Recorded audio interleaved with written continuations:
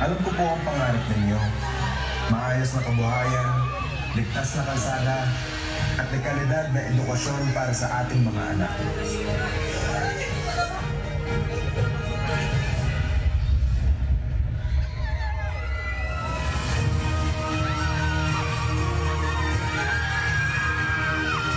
Bata, masipag, at may malasakit.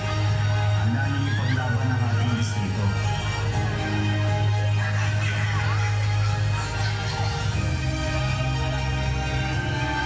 Kasama po ninyo ako para sa maunlad na mundo. Sama-sama natin gawin mas maayos, maaliwalas, at panatag na pamumuhay sa Manila. Together, we will make Manila great again.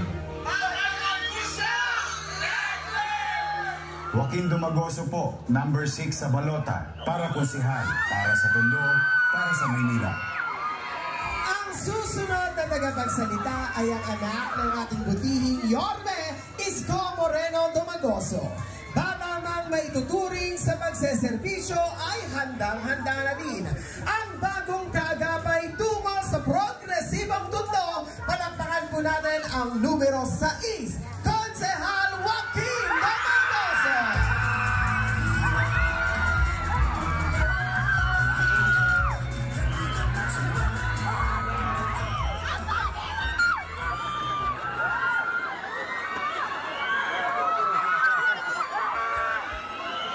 Gumagana? Naririnig nyo? Hindi? Hi! Hello! Mga batang dagupan, totoo ba ang pwesto nyo bukas? Tama? Advance ang pwesto po. Advance ang pwesto ng Santa Monica. Muli, ako po si Joaquin Dumagoso, anak ng pinakapoging, anak ng pinakamasipag at pinakamagaling. Kilala niyo ba kung sino? Hindi. Hindi. Hindi kayo nagkakamali.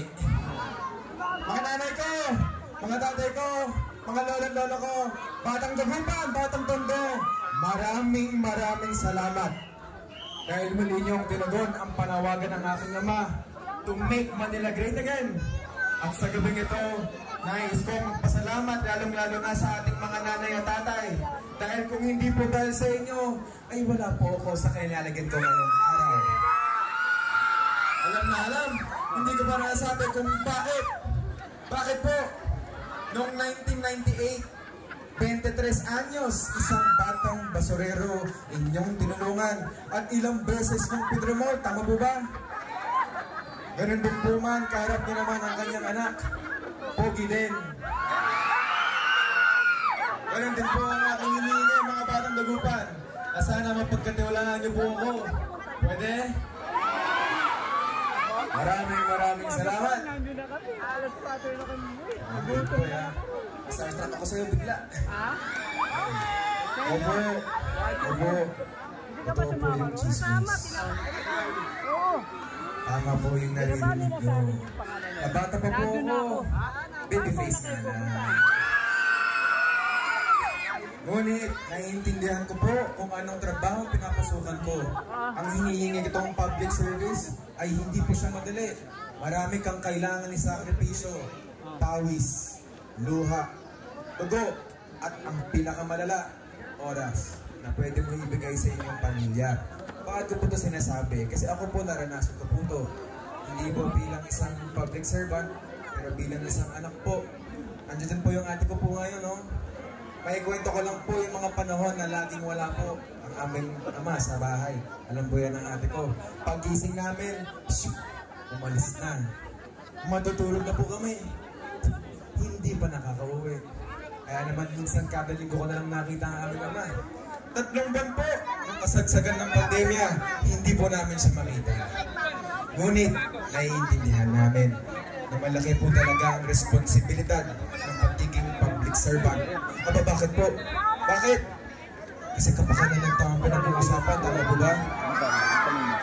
Kayo po ang pinag-uusapan, tama po ba? Kaya po ako bilang isang anak, I'm proud. I'm proud at natutuwa ako bilang pagiging pag-iikot ko po dito sa Tondo, nararamdaman ko po yung pagmamahal kay Yorme. At talaga naman po, ang dami niya po natulungan dito sa ating distrito. At sa tulong niya po, magagawa ko din. Pwede? Posible? Alam po, kung ako ay papalarin, kung ako po ay bibigyan niya din po. I promise you, hindi ko kayo bibiguan mga batang dagupan. Gagawin ko pa lahat upang mapaglingkuran kayo ng buong puso tulad ng ginawa ng aking poging ama.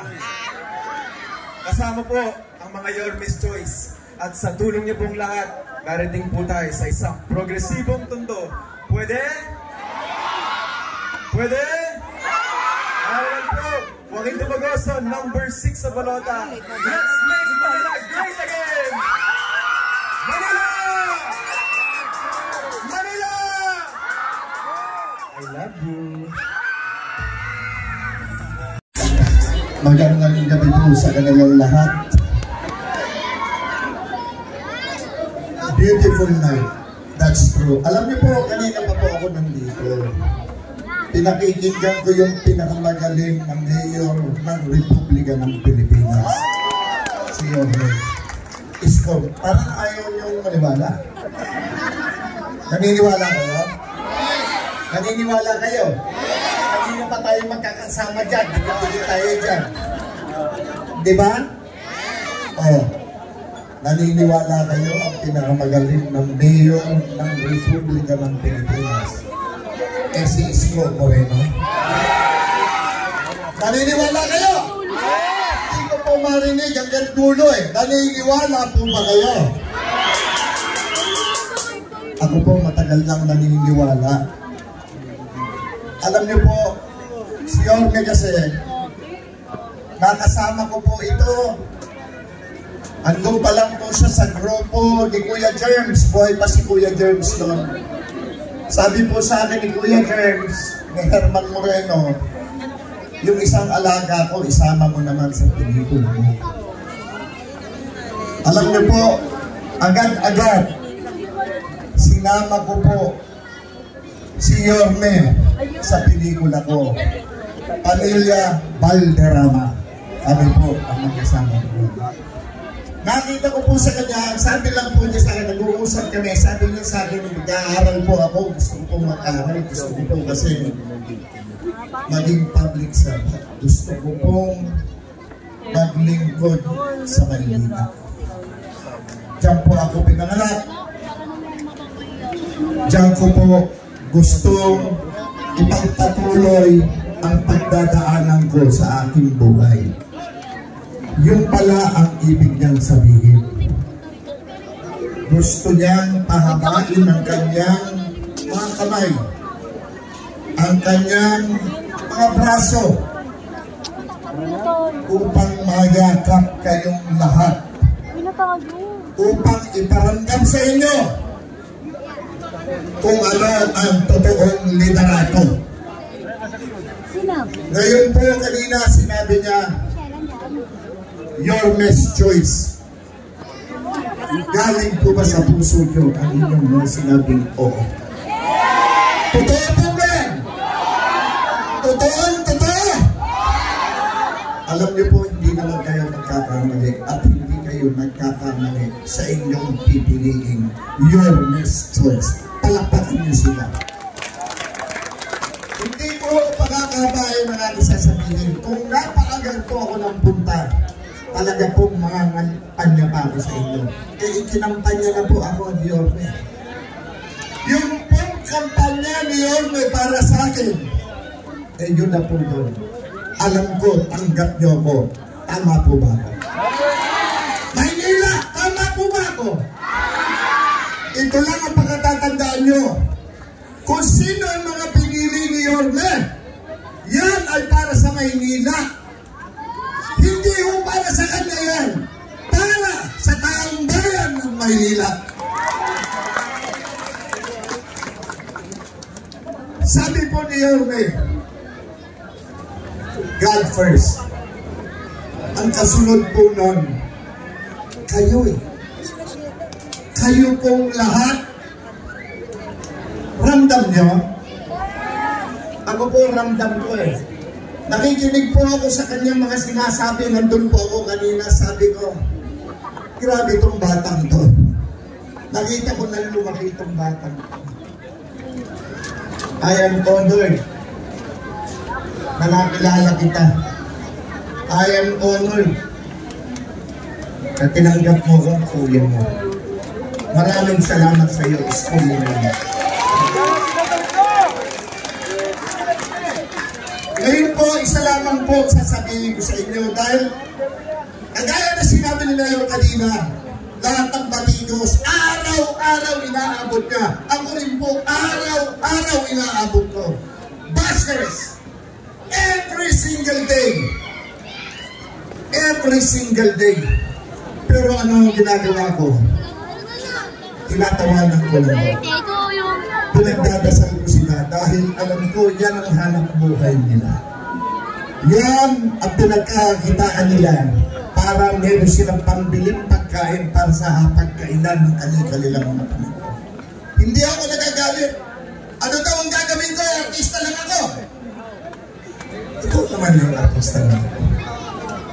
Hindi ako abogado, hindi ako doktor, hindi ako engineer. Ako po'y artista lamang. Pero, Maynila, ako yung artistang magiging epektibong maglingkod at magserbisyo sa sambayanang Pilipino. At tinato po bilang senador ng Republika ng Pilipinas, numero 58 sa Balota. God first! Tandaan niyo yan. Magandang gabi po sa ating lahat. Maraming salamat po, Senator Philip Salvador. Muli po mga minamahal ko mong nanay at tatay dito po sa Dagupan. Sama-sama po natin ibalik si Yorme Isko Moreno kasama ang ating mga Yorme's Choice. We